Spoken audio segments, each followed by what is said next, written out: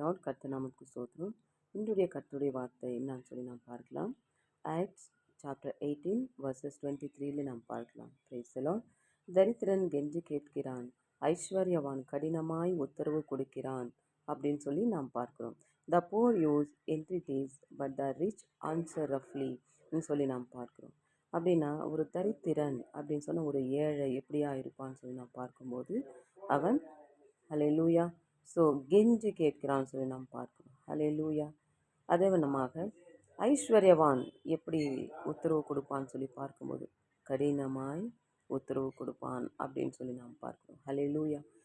நம்மளுடைய வாழ்க்கையில் ஹல்லேலூயா நம்மளுடைய உத்தரவு எப்படியா இருக்கிறதுன்னு சொல்லி நாம் இங்கே பார்க்குறோம். Praise the Lord. நம்மளுடைய உத்தரவு எப்படியா இருக்குதுன்னா அது ஒரு அமைதியாகவும் ஒரு மரியாதையாக இருக்கணும் நம்மளுடைய வார்த்தை. ஹல்லேலூயா. இன்றைக்கு நாம் கற்றுக்கொள்ள வேண்டியது நம்மளுடைய உத்தரவு எப்படி இருக்கணும்னு சொல்லி ஒரு பொலைட்டாக இருக்கணும். ஹல்லேலூயா. ஒரு கெஞ்சி கேட்கிற வண்ணமாக இருக்கணும்னு சொல்லி இன்றைக்கு நாம் பார்க்கிறோம். ஹல்லேலூயா. கர்த்தர் உங்களை ஆசீர்வதிப்பாராக. ஆமென்.